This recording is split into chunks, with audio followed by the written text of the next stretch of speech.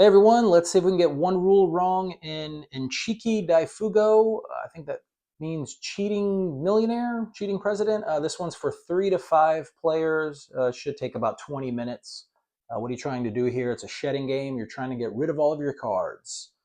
If you do, you're not going to get some of these negative points at the end of the round. All right, let's talk about the components. There are 6 cards of every number. 3 of them are black, 3 of them are red. Ranging from 2 to 11. Setup, it's going to be pretty easy. Shuffle up the cards, deal them all out evenly to each player, and then you're ready to begin. There was something in the FAQ that said with 3 players that hand size feels a little big. So they said, you know what, in a 3-player game, take out the number 10s and 11s. It's 12 cards total. Maybe that'll help a little bit with that. And choose that starting player any way you want, and you're ready to go. Let's talk about card combination rules. So if you're using the same number, you can play any number of cards as long as they're the same number. So a single 4, that's fine. 3 3s, that's fine. Notice they're different colors here. 3 3s, that's fine. 4 4s, that's fine.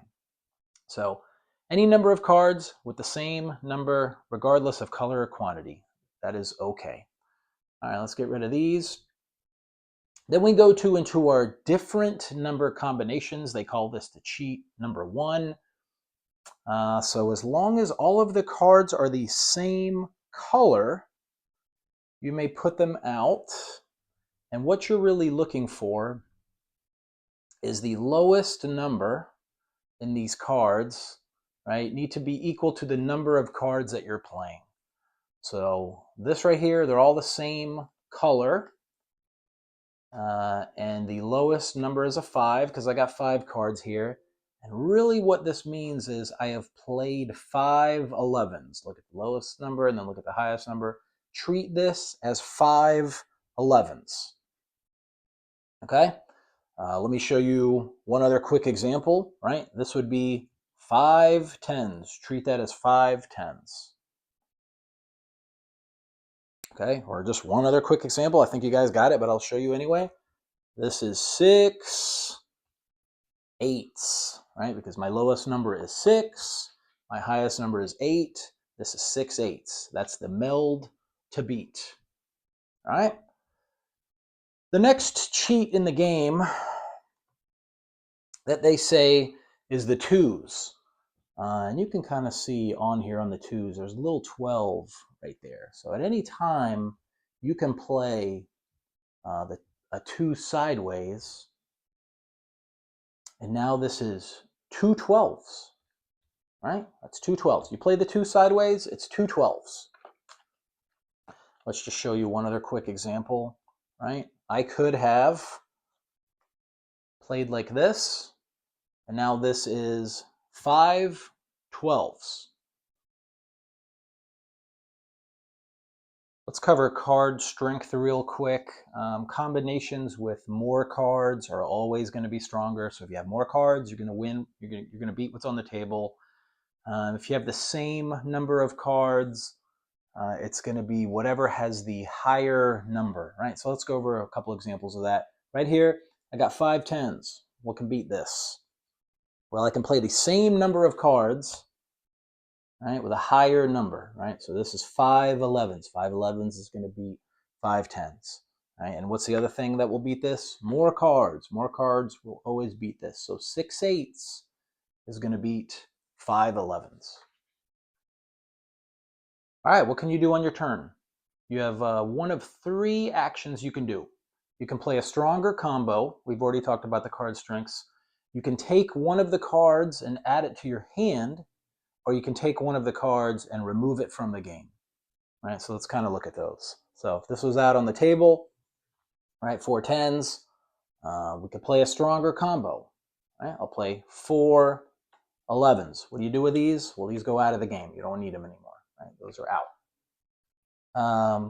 The second thing you can do is you may take a card and add it to your hand, right? We're weakening the table. So let's say it was my turn. There's no way I could beat this, but I want to weaken I want to weaken this meld. So I'm allowed to take one card from the table and add it to my hand. It is okay that I've left this here, right? I've kind of broken that rule. There's not 4 cards here. That doesn't matter. Just treat this as 3 sevens from this point forward. Okay? And the other thing you could do, right? Remember the third option was remove a card from the game, right? And so what is this now? This is 2 sixes. Just treat it as 2 sixes. You're going to keep playing end of the round, right? You're going to keep playing until 2 players remain. And the person with more cards, they're in last place. They're going to get this -2. And then the person with fewer cards, right, out of those 2, will get the -1. If they both have the same number of cards, the player closest to the starting player is considered last.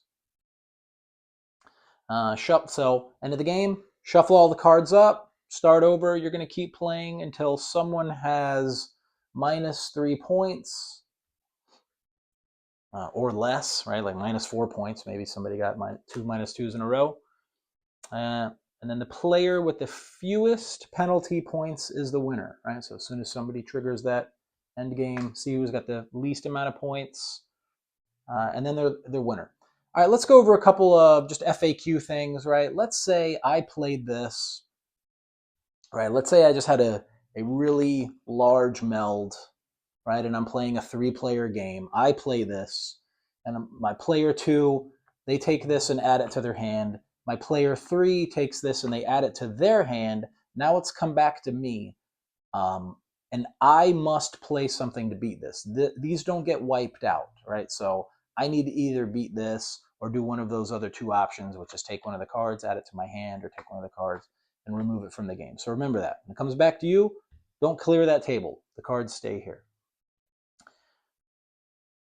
And that is, what is this? Cheating president. Hopefully we didn't get any rules wrong. Thanks, everybody.